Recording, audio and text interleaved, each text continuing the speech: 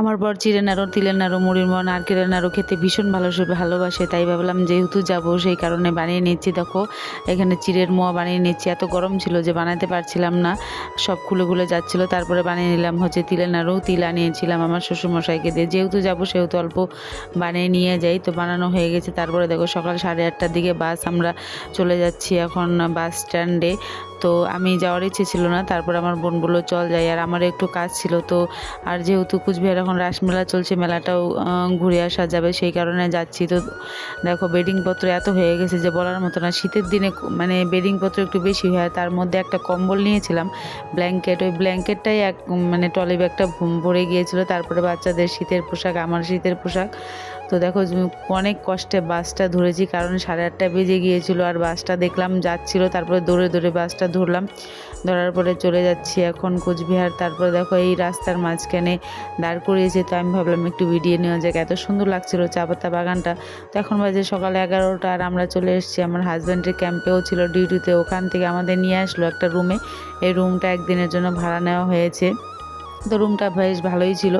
তো আমার বড়ের জন্য আমি কিছু বাড়ি থেকে খাবার বানিয়ে নিয়ে এসেছিলাম, সেগুলোই দেখো ও খাচ্ছে আর আমার ছোটো ছেলেকে খাইয়ে দিচ্ছিল। তো খাওয়া দাওয়ার পরেও আমাদেরকে নিয়ে গেলো একটা পাশের হোটেলে।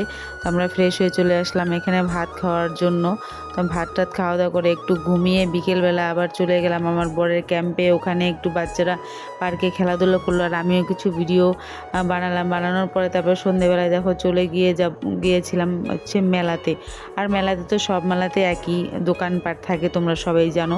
তো আমার ফুলের দোকানটা ভীষণ ভালো লেগেছিলো দেখতে, সেই কারণে একটু ভিডিও উঠালাম। তারপরে দেখো এখানে ঠাকুরের জিনিসপত্র দোকান থেকে একটু টুকটাক জিনিস নিয়েছি। আর আমার লক্ষ্মী পাঁচালি, শনিদেবের পাঁচালি, এটা ছিঁড়ে গিয়েছিল, সেই কারণে দুটো পাঁচালি নিয়ে নিলাম।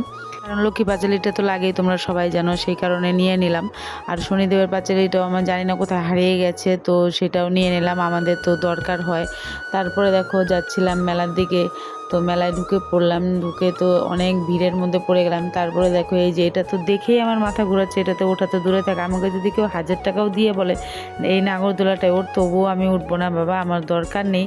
তারপরে চলে গেলাম খাওয়া দাওয়ার ওইখানে। তারপরে দেখো আমার বোন রসমালাই নিয়েছে আর আমার ছেলেরা ওরা নিয়েছে হচ্ছে পিঠে। তো দেখা যাক কোনটা বেশি টেস্টি।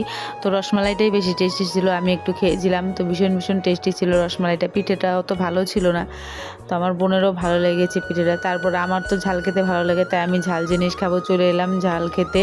তো দেখো এখানে এগরোল খাবে সবাই, এগরোল খেয়ে নিচ্ছে। আর আমার বোন বলছিল যে ও পাপড়ি চাট খাবে, তো ওকে আবার নিয়ে গেলাম পাপড়ি চাটের দোকানে। তো দোকানটা দেখো বেশ সুন্দর করে সাজিয়েছে, তো ওকে আমি পাপড়ি চাট কিনে দিয়ে আমিও একটু খেলাম। পাপড়ি চাটটাও ভীষণ ভালো বানিয়েছিল, খেতে ভীষণ ভালো লাগছিল।